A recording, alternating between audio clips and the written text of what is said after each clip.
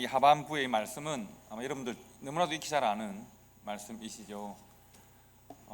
노래로도 부르고 아마 여러분도 다른 사람에게 꼭 설교가 아니어도 먼저 그 나라와 그 의를 구하라는 말씀은 한 번쯤은 권면으로 들어보셨을 것이고, 또 다른 성도들에게 권면하셨을 수도 있습니다. 너무나도 우리가 잘 아는 말씀입니다. 그리고 여러분께 한번 묻고 싶은데, 솔직하게 이 말씀에 아멘 하십니까? 이 말씀에 동의하십니까? 염려하지 않고 두려워하지 않고 하나님의 나라와 하나님의 의를 구하는 삶을 사는 것, 무엇을 먹을까 마실까 입을까 내일에 대한 염려 없이 오직 내가 하나님 나라와 그 의에 집중하며 사는 삶에 대하여, 믿음으로 사는 것에 대하여 동의하십니까? 그러니까 옳다 생각하는 것으로 동의를 말하는 것이 아니라 삶으로 순종하는 일에 대하여 동의하십니까? 이렇게 사실 수 있습니까?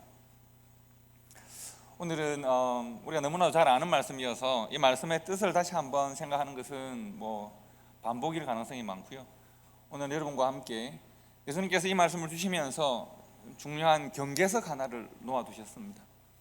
그 경계석의 의미를 생각하고 예수님이 사용하신 그 경계석의 의미, 경계의 의미를 우리가 한번 묵상하면서 우리가 과연 우리의 위치가 어디 있는지, 우리의 삶의 자리가 어디 있는지를 다시 한번 생각하는 그런 시간을 가지려고 합니다. 요즘 방송에서 사용하고 청년들이 많이 사용하는 단어들 중에서 사실은 들어보면 좀 어려운 말들이 있습니다. 무슨 말인지 모르는 말들이 있습니다.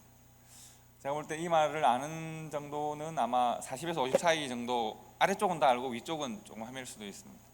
핵인사 이런 말요, 인사와 아싸 이런 말들입니다. 당연히 있을 자매는 알고 있을 테고, 그죠? 당연히 나는 되고, 당연히 장로님은 잘 아까 배워서 일부 예배 때 들어서 아시고 그렇죠. 핵인사는 무슨 말이죠? 인사와 아싸부터 먼저 설명을 하면, 인사와 아싸는 실은 인사이더와 아웃사이더의 줄임말입니다. 워낙 말을 줄여서 많이 사용하니까요. 한국에서 제 생각에는 이 말이 일상적으로 이렇게 사용되어지기 시작한 것은 아마 제가 생각할 때는 이것이 영화 내부자들 때문이 아닌가 생각을 합니다. 내부자들이라는 영화가 있습니다. 그럼 내부자가 있으면 뭐가 있을까요? 당연히 외부자도 있겠죠.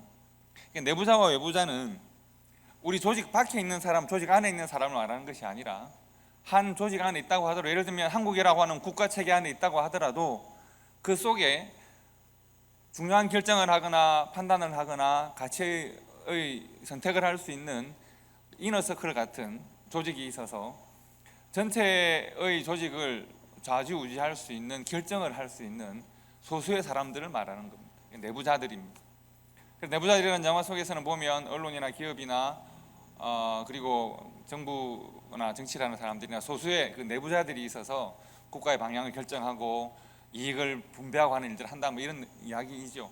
외부자들은 조직 밖에 있는 사람들을 말하는 것이 아니라 조직 안에 있지만, 예를 들면 국가 조직 안에 있고 기업 조직 안에 있고 어떤 조직 안에 있지만 그 조직이 결정하고 판단하는 그 구조 속에 들어가지 못하는 사람들을 외부자라고 말을 합니다.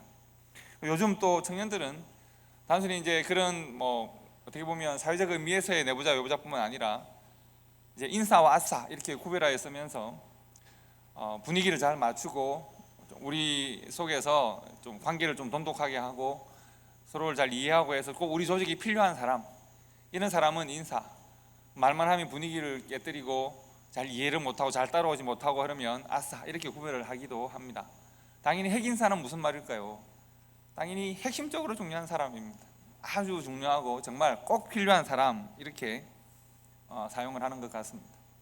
저는 오늘 여러분들이 인사와 아싸를 마음에 좀 담아두시면 좋겠습니다. 근데 저는 어떻게 생각하면 이 단어는 좀 위험할 수도 있다는 생각을 합니다. 인사와 아싸를 구별 지어버리면 참 위험합니다. 나는 인사, 너는 아싸, 이건 정말 위험한 논리거든요. 사람들을 이렇게 구별하다 보면 아싸인 사람들이 인사가 되려고 열망을 해도 아마 인사가 내부적으로 결속해서 그것을 막을 가능성도 있고, 또 인사가 누리는 여러 가지 특권이나 이익이나 이것들이 제대로 분배되지 않을 수 있고, 한 조직 내에서 자기들만의 권력 체계를 구축해서 아주 보편적이고 타당한 그런 이익의 분배나 권력의 분배가 안 될 수도 있고, 그래서 인사와 아사가 정확하게 구별되어지는 그런 조직은 사실은 건강한 조직이 아닙니다. 건강한 조직일 수가 없습니다. 그것은 심지어 교회에서도 그렇고요, 회사에서도 그렇고, 모임에서도 그렇고, 국가에서도 그렇습니다. 인사와 아사의 구분이 없는 것이 참 좋은 것 같습니다. 모두가 다, 누구나 다, 모든 사람에게 열려있는 조직이 가장 좋은 조직이죠. 그러나 오늘 말씀을 보시면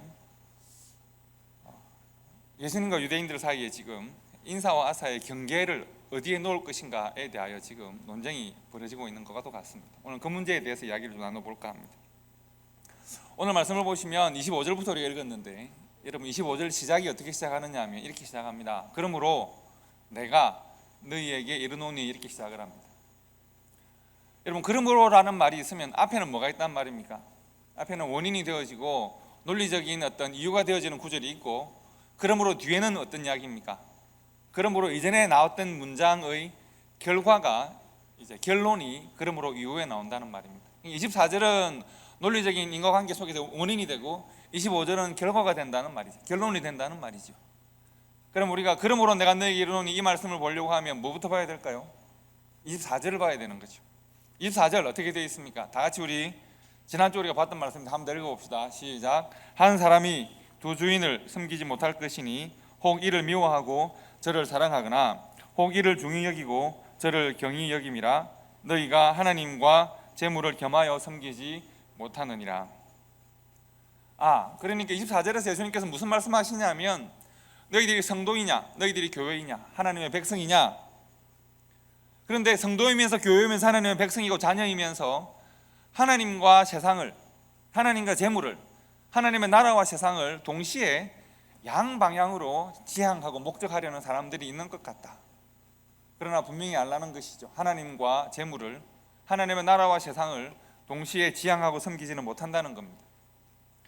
자, 하나님과 재물을 겸하여 섬기지 못하느니라. 그러므로 라고 이제 25절을 시작합니다.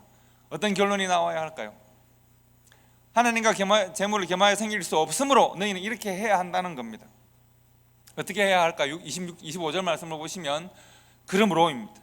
내가 너희에게 이르는데 목숨을 위하여 무엇을 먹을까, 무엇을 마실까, 몸을 위하여 무엇을 입을까, 뭐 하지 말라고요? 염려하지 말라입니다. 재물과 하나님을 겸하여 섬길 수 없느니라. 그러므로 너희는 세상에 대하여 염려하지 말라는 것입니다. 예수님의 논리는 아주 단순하고 분명합니다. 하나님의 백성은 하나님 나라의 백성이기 때문에 하나님 나라의 질서와 법을 따르고 말씀을 품고 살아갑니다. 세상의 질서와 세상의 논리에 따라가지 않습니다. 그런데 하나님 나라의 백성이면서 하나님의 자녀이면서 이 땅에 발붙이고 살고 있기 때문에, 아직 내가 하나님 나라에 완전히 들어가지는 않았기 때문에 하나님 나라의 백성으로서의 성도가 세상을 따르기도 하고, 하나님을 믿는 성도가 재물을 겸하여 섬기기도 하는 것 같습니다. 즉 하나님 나라의 백성이면서 예수님이 주신 말씀을 따른다면, 너희가 하나님 나라의 백성은 하나님과 재물을 겸하여 섬길 수 없느니라. 그러므로 세상에 대해 염려하지 말고 하나님만을 섬기는 삶을 살자. 이 그러므로가 합당해야 되는데, 너희가 하나님 나라의 백성이고 하나님 나라의 백성은 하나님과 재물을 겸하여 섬길 수 없는데, 그런데 그렇지 않은 사람들도 있다. 그럼에도 불구하고 그렇게 못하는 사람도 있다. 이 후자 쪽에 예수님께서 지금 말씀을 하시는 겁니다. 그러므로의 삶을 살아야 하는데, 그런데 혹은 그럼에도 불구하고의 삶을 사는 하나님 나라의 백성이라고 생각하는 사람들이 있다는 겁니다. 어디에 말입니까? 예수님 앞에 청중들이 그렇다는 말입니다. 유대인들이 그렇다는 말입니다.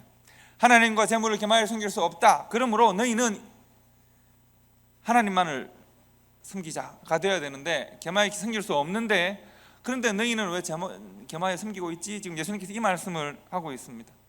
그런 사람들이 어디 있다고요? 예수님 앞에. 그런 사람들이 어디 있다고요? 2000년 동안 오늘날 여러분과 제가 그런 사람들일 가능성이 있는 것이죠. 하나님과 재물을 겸하여 섬길 수 없는데 하나님 나라의 백성이자 자녀는 세상에 대한 염려를 접고 하나님만을 소망하는 삶을 살아야 하는데, 세상에 대한 염려와 재리의 유혹과 하나님 나라를 향한 소망과 하나님을 믿는 믿음을 섞어서 함께 가지고 있는 성도라 이름하고 하나님의 자녀라 이름하는 사람들이 있다라고 예수님께서 말씀하십니다. 예수님은 오늘 이 25절부터 34절까지의 말씀에서 두 가지 상징을 사용하십니다. 그러니까 하나님 나라와 재물을 겸하여 섬기는 사람의 삶을 상징하는 한 상징과 하나님의 나라와 의를 구하는 사람의 삶의 상징을 사용하십니다. 이 두 상징 중에서 여러분의 마음을 빼앗는 것이 무엇인지 한번 생각해 보실까요? 첫 번째 상징은 솔로몬의 영광이라고 되어 있습니다. 솔로몬의 영광을 목적하는 사람들의 삶의 목적은 너무나도 뚜렷하고, 솔로몬이 보여주는 영광도 색깔이 휘황찬란하고 뚜렷합니다. 솔로몬이 지향했던 영광은 어떤 영광일까? 전도서 2장 1절부터 3절에 잘 나타납니다. 전도서 2장 1절부터 3절까지 해서 솔로몬이 자신에게 뭐라고 말을 하는가 하면, 내가 내 마음에 이릅니다. 내가 내 마음에, 자 이제 실험 삼아서 한번 나를 즐겁게 한번 낙을 한번 누려보자. 마음껏 내 인생을 한번 향유해보자. 내가 내 마음으로 깊이 생각하기를, 내가 어떻게 하면 내 마음을 지혜로 잘 다스리고 좀 품위 있게 유지하면서 술로는 내 육신을 즐겁게 해볼까? 어떻게 하면 내가 천하의 인생들이 인생 살아가는 동안에 우와 나도 저렇게 살고 싶다라고 하는 그야말로 내가 자랑스러운 삶을 한번 살아볼까 고민하였다는 겁니다. 그리고 솔로몬의 결론은 뭡니까? 그는 자신을 즐겁게 하기 위해서, 영광스럽게 하기 위해서 왕이 되었고, 재물을 모았고, 권력을 모았고, 지혜를 모았고, 사람들을 다 모았고 사용했고, 그 위에 군림하고 큰 존경과 영광을 얻습니다. 솔로몬이 자기 자신에게 뭐라고 말하느냐 하면, 무엇이든지 내 눈에 원하는 것을 내가 금하지 않고, 무엇이든지 내 마음에 즐거워하는 것을 내가 막지 않고, 왜냐하면 이것은 다 내 거니까. 내가 왕자로 태어나서 왕으로 살면서 내가 모으고 공부하고 내가 노력해서 얻은 나의 왕국이니까, 나는 나를 즐겁게 하고 나를 영광스럽게 하는 일에 이 모든 걸 사용할 자격이 있다고 생각한 것입니다. 솔로몬의 영광은 그런 것입니다. 이 영광이 유혹되지 않으십니까? 내가 원하는 것을 다 할 수 있는 삶을 한번, 내 마음이 원하면 삶으로 그것이 실제로 나타나는, 내가 말하기만 하면 뭔가가 그 앞에 실현되어지는 그런 삶을 살고 싶지 않으십니까? 이것이 유혹이 된단 말이죠. 그래서 모든 유대인들은 지금 솔로몬의 영광을 내 인생의 목표로 살고 있습니다. 심지어 그들이 하나님 나라의 백성이라고 스스로 생각하고 하나님의 자녀라고 생각하지만, 하나님이 나의 솔로몬의 영광을 지향하는 이 마음을 이루어 주시옵소서. 하나님과 세상이 섞여 있는 것입니다. 그런데 예수님은 솔로몬의 영광이라고 상징되는 하나님과 재물을 겸하여 섬기는 그러한 삶 반대편에 믿음으로 하나님만을 섬기는 삶의 상징이 무엇인지를 말씀하십니다. 솔로몬의 영광의 대척점에 있는 또 하나의 상징, 그것은 들의 꽃과 들의 풀과 공중에 나는 새들입니다. 이것은 유대인들이 가치없게 여겼습니다. 그들의 발에 밟히고 아궁이에 던져지기도 하고 돈에 팔리기도 합니다. 당시 가난한 사람들은 새들을 잡아서 먹기도 했습니다. 솔로몬의 휘황찬란한 영광과 들의 풀과 꽃과 새들의 노래, 향기와 노래, 지금 이 두 가지를 비교하고 있습니다. 예수님께서는 솔로몬처럼 사는 사람은 자신의 욕망과 필요를 섬기기 위해서 염려하고 수고하고 걱정하고 쉼이 없는 삶을 삽니다. 이것을 모아서 향유하다 보니 이것을 빼앗기지 않기 위해서, 잃어버리지 않기 위해서 노심초사하며 살아갑니다. 그리고 세월이 지나갑니다. 솔로몬은 이제 죽을 때가 되어서 내가 하나님 앞에 부르심을 받을 때가 되어 보니 이 모든 것이 다 헛된 것이고 내가 이것 중에 그 어느 것 하나도 죽음 이후의 세계로 가져갈 수 없음을 비로소 깨닫고 한탄합니다. 내가 죽을 때가 되니 짐승과 내가 다르지 않구나 한탄합니다.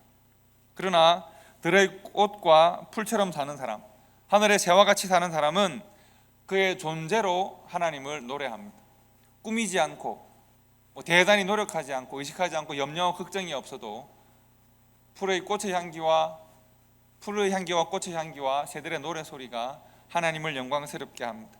자신을 위하여 하는 일이 없습니다. 자신을 지으신 목적에 충실한 삶을 삽니다. 예수님께서 모여 있는 청중들에게 말씀하십니다. 들의 풀과 들의 꽃과 하늘 나는 새도 삶의 목적이 있고 존재의 이유가 있지 않느냐. 그 목적과 존재의 이유가 하늘로부터 그들에게, 하나님께서 그들에게 주신 것 아니냐. 하나님이 그들을 지으시고 존재의 목적과 이유를 주지 않았더냐. 각각 하나님이 허락하신 존재의 이유와 목적으로 살지 않느냐. 그런데 솔로몬은 평생 자기를 위하여, 자기의 만족과 영광을 위하여 염려하고 애쓰고 심지어 다른 사람을 사용하기도 하지 않았었더냐. 그러나 하나님 앞에서 들의 꽃의 향기와 영광이 솔로몬이 입은 그 모든 영광보다도 하나님 앞에서 그것이 더 아름답지 않느냐 말씀하십니다. 그리고 너희들도 그렇다는 겁니다. 과연 무엇이 너의 삶의 지향과 목적인가? 너희들은 염려하고 두려워하지 않든가? 걱정하고 분노하지 않느냐? 너희들을 스스로를 먹고 입고 마시고 너희들을 영광스럽게 할 것을 찾아서 세상의 종이 되어서 재물을 섬기면서 심지어 하나님이 너희들의 세상에 대한 그 소원을 들어주시도록 하나님께 매달리고 간구하지 않느냐. 너희가 스스로를 하나님 나라의 백성이라고 고백하고 하나님의 자녀라고 말하고 믿음이 있다고 말하면서 너희들의 소원은 세상이요 너희들의 신은 재물이 아니더냐. 먼저 너희의 소원이 무엇인지를 생각하고 너희의 정체를 파악하라고 예수님께서 지금 권면하고 있습니다. 예수님께서 이 말씀을 주시고 마지막 33절 34절에서 다시 한번 그러므로 말씀하십니다. 우리 다 같이 잘하는 말씀입니다. 한번 다 같이 읽읍시다. 시작. 그런즉 너희는 먼저 그의 나라와 그의 의를 구하라. 그리하면 이 모든 것을 너희에게 더하시리라. 그러므로 내일 일을 위하여 염려하지 말라. 내일 일은 내일이 염려할 것이요 한날의 괴로움은 그날로 족하니라. 아멘. 너희가 하나님 나라의 백성이라면, 하나님의 자녀라면, 교회이고 성도라면, 영생을 얻었다면, 영원한 하나님 나라의 소망, 하나님 나라를 소망하고 이 땅을 살아가는 사람이라면 예수님께서는 지금 해야 할 일과 하지 말아야 될 일이 있다 말씀하십니다. 해야 할 일이 있고 하지 말아야 될 일이 있습니다. 이 해야 될 일과 하지 말아야 될 일의 경계를 예수님께서 지금 만들고 계십니다.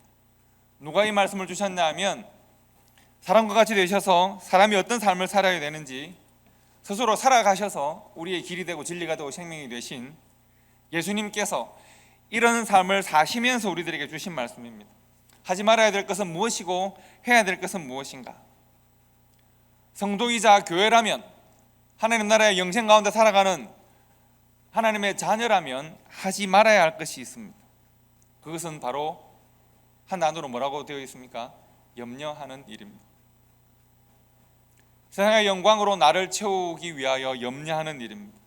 그 영광이 나를 떠나갈까 봐 두려워하는 일입니다. 그 영광, 그 욕망, 그 만족에 취하는 일입니다. 그것은 우리가 하지 말아야 할 일입니다. 해야 될 일은 뭘까요? 해야 될 일은 들의 풀처럼 꽃처럼 하늘 나는 새처럼 하나님이 나에게 주신 존재의 이유와 목적에 충실한 일입니다. 그 목적에 합당한 삶을 살아가는 것입니다. 내가 얼마나 더 많은 것을 가지고 내가 얼마나 더 좋은 것을 먹고 얼마나 더 향기나는 것을 마시느냐에 초점이 있는 것이 아니라 내가 내 존재로 하나님을 얼마나 기쁘게 하고 내 존재의 향기와 존재의 노래가 하나님께 상달되어지는가에 집중하라는 것입니다. 그것이 곧 하나님의 나라와 의를 구하는 삶이고, 사람이 풀과 꽃처럼 향기롭게, 사람이 새처럼 노래하는, 자유롭게 하나님을 노래하는 삶을 살 수 있는가의 문제인 것입니다. 성도 여러분, 아사와 이스하를 제가 기억하라고 말씀드렸습니다. 예수님은 늘 차별 없는 복음을 선포하셨습니다. 예수님의 허락하신 복음이 차별이 있다면 이건 정말 어려운 일 아니겠습니까? 예수님은 차별 없는 복음을 선포하셨습니다. 예수님이 가장 그러니까 잘 사용하시고 좋아하시는 단어가 저는 이거라고 생각합니다. 누구든지라는 말이라고 생각합니다. 누구든지. 예수님께서 이 누구든지를 말씀하실 때는 차별이 다 사라집니다. 명절 끝날 곧 큰 날에 예수께서 서서 외쳐 이르시되 누구든지 목마르거든 내게로 와서 마셔라. 인종과 성별과 신분과 부와 가난을 구별하지 않으시고 피부의 색깔을 구별하지 않으시고 누구든지라고 말씀하셨습니다. 누구든지 그 마음에 하나님 나를 향한 소원과 새로운 생명을 향한 열망이 있는 사람이면 누구든지 나를 따라오려거든 자기를 부인하고 자기 십자가를 지고 나를 따를 것이니라. 나를 따르고자 하는 그 사람이면 누구든지 차별과 구별 없이 나를 따르라는 말씀입니다. 누구든지 제 목숨을 구원하고자 하면 잃을 것이요 누구든지 나를 위하여 목숨을 잃으면 찾으리라. 예수 그리스도와 연합되어지는 사람은 누구든지라고 이미 말씀하셨습니다. 여러분, 제자들도 이 누구든지의 전통을 지킵니다. 초대교회 사도들이 설교를 할 때도 이것을 그대로 사용하죠. 누구든지 주의 이름을 부르는 자는 구원을 받으리라. 구약에서 이미 선포되어졌고 예수님께서 말씀하셨고 사도행전에도 다시 한번 설교를 통하여 선포되어집니다. 누구든지는 그대로 이어지고 있습니다. 볼지어다 내가 문 밖에 서서 두드리노니 누구든지 내 음성을 듣고 문을 열면 내가 그에게로 들어가 그와 함께 먹고 마시며 동행하겠다. 신분이 있습니까? 차별이 있습니까? 피부 색깔에 문제가 있습니까? 아무것도 없이 누구든지 복음 앞에 마음의 문을 열면 내가 복음으로 그에게 들어가 먹고 마시겠다 말씀하십니다. 복음에는 차별이 없습니다. 차별 없는 복음을 믿는 우리가 당연히 삶에도 차별이 없어야 합니다. 하지만 오늘 본문에서 예수님은 중요한 차별 하나를 말씀하십니다. 이 차별이라고 말하기보다는 구별이라고 말씀드리는 게 맞는 것 같은데요, 오늘 이가 하나를 우리가 생각하셔야 합니다. 오늘 본문 말씀을 보시면 예수님께서 유대인들 중에서 누구든지 신앙이 있다고 생각하는 사람, 누구든지 자신을 하나님 나라의 백성이라고 생각하는 사람, 누구든지 성도와 교회 중에서 또 누구든지 자신을 세상의 인사로 생각한다면 하나님 나라에서는 아싸가 될 것이다 말씀하시는 거예요. 자신을 세상을 지향하는 욕심과 욕망으로, 세상에 대한 염려와 걱정으로 자신의 마음을 붙들어 놓으면 하나님 나라에서는 마치 그 사람은 이방인과 같이 될 것이다 말씀하고 있습니다. 여러분, 당시 이방인이라는 말은 굉장히 차별적인 단어입니다. 이방인이라는 말을 누가 제일 많이 사용했을까요? 유대인들이 많이 사용했습니다. 예수님께 왜 당신이 이방인들과 함께, 우리 인사가 되지 못하는 유대인들이지만 아사일 수밖에 없는 죄인들, 병자들, 고아들, 장기와 세리들과 함께 먹고 마시는가? 당신은 왜 스스로 아사가 되려고 하는가? 예수님을 그렇게 비난했던 사람들이 있습니다. 그들 스스로가 영원한 하나님 나라의 인사라고 생각했던 사람들입니다. 그러나 그들이 세상의 가치와 세상의 목적으로 그들을 배불리려 하고 그것을 붙들기 위해 노심초사할 때 오히려 예수님께서 그들에 대하여 말씀하십니다. 그 모든 것은 이방인들이 구하는 것이다.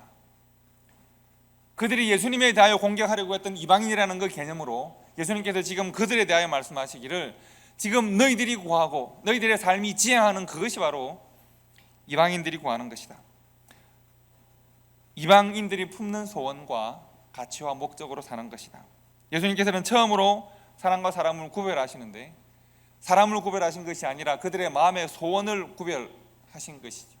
너희들의 소원이 이방인들이 구하는 소원이다 라고 하는 것입니다. 너희들이 그 소원으로 살아가면 그것이 이방인들의 삶이다라고 말씀하십니다. 당시 유대인들은 이방인들을 지옥의 뗄감이라고, 개들이라고 비난하고 욕했습니다. 그러나 그들 스스로가 하나님 앞에서 세상을 향한 소원과 하나님을 믿는 믿음을 함께 섞어서 하나님이 그들의 세상을 향한 소원을 들어주시도록 기도했던 그들에게 예수님께서 말씀하시기를, 바로 너희들의 소원과 너희들의 삶의 지향이 이방인들의 것이다. 들의 꽃과 풀과 새와 같은 삶을 경멸하고 하나님이 주시는 은혜로 살고 존재로 하나님께 영광을 돌리는 삶을 경멸하고 솔로몬이 만든 영광을 사모하는 삶을 살 때 그들이 하나님이 주신 것으로 만족하지 못하므로 그들이 세상에 대한 염려를 붙들 때, 하나님을 섬긴다고 하면서 재물을 함께 섬길 때 나와 하나님은 오직 나와 내 가족은 오직 하나님만을 섬기겠다 선언하고 그 길을 가지 못하고 내가 하나님을 섬기겠는데 근데 나에게 세상도 필요하니까 믿는다 하면서도 염려가 있고 하나님 나라를 사모한다 하면서도 세상의 꿈을 함께 꾸고 성도와 교회인데 세상과 구별되지 않고, 세상이 흔들리면 함께 흔들리고 세상이 썩으면 함께 썩고, 예수님께서는 그러한 모든 삶을 다 그것은 이방인들이 구하는 것이다라고 경계석을 하나 놓으신 것입니다. 너희들의 삶은 이 경계석 밖에 있는가? 아니면 하나님 나라 안으로 들어와 있는가?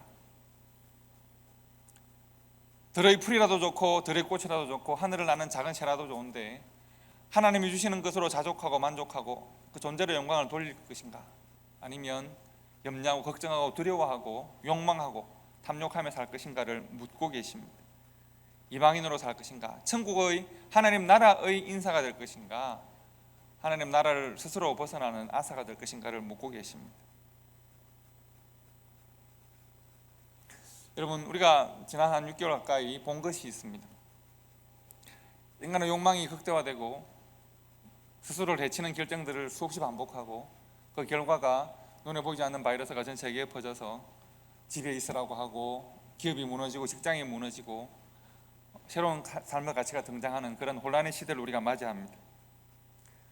사람의 욕망이 지배하는 세상이 흔들리고 무너지고 갈 곳을 몰라 방황하고 있을 때 우리는 자연의 회복을 봅니다.